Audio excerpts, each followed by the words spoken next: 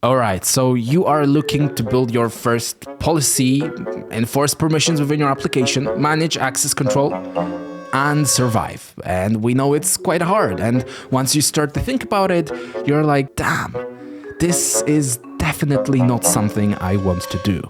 Well, this is going to be a super quick guide on how to build your first RBAC policy, your role-based access control policy, and survive, at least have better chances of doing so. If you're unaware, there are many types of policies. You've got RBAC, role-based access control, you've got ABAC, attribute-based access control, and you've got ReBAC, relationship-based access control. Now, if that doesn't scare you, then I don't know what will. But don't worry, this video is for you. I'm going to show you how to create the most perfect RBAC policy. I'm going to save you a bunch of time, all right? Now, when it comes to writing your policy, well, choosing the right one is difficult, but I'm making the choice for you, so you don't have to worry about that. So what is RBAC? You have a role that you assign to a user. You create a resource, which is what the user is interacting with. It could be, for example, a document or a folder, or it could be the neighbor next door who is your manager.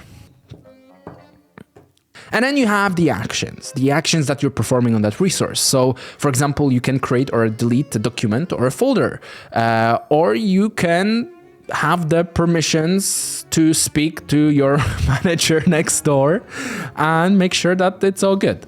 That is a stupid example. We won't be writing our own RBAC policy. I'm sure you're familiar with OPA, which is the Open Policy Agent, which allows you to create and write policies in Rego code, but for that, you need to understand how OPA works, and for that, you also need to know how to write Rego code. So it's probably not the best option if you want to get this out of the way and focus on the actual product and the value of the product that you're building. So my suggestion to you is to look into Permit. Now, what Permit does, it allows you to create an RBAC policy with a no-code UI. So you don't even have to write any code. You just create your account, log into the application, go into your policies, and then create a new role, define resources, define the actions for those resources, tick all the boxes that are necessary, save that change, and then enforce that RBAC permission within your application code. And that's really how simple that is. So it's really not that hard to get started with RBAC, and you can essentially get started with it today. Previously, it would take you ages because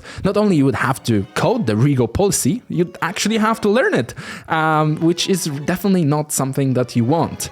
And the other great thing is, well, it literally took me like 3 minutes to create this whole policy. I say those changes and it's enforced within my application, and I can be a happy man and I don't have to worry about specific people who don't have the right permissions performing actions within my application system. So here's a tip. Save yourself that unnecessary Jira ticket that you will get in the morning tomorrow, where you have to change 4 roles and make sure that all of those are implemented within the code, and create a PR and wait for that PR to be reviewed, and then make sure that it's all merged, and then fix the merge conflicts because you've probably made a mistake somewhere in there because it's so confusing and permissions are confusing. And then you're just going to be pulling your hair out thinking, why have I done this?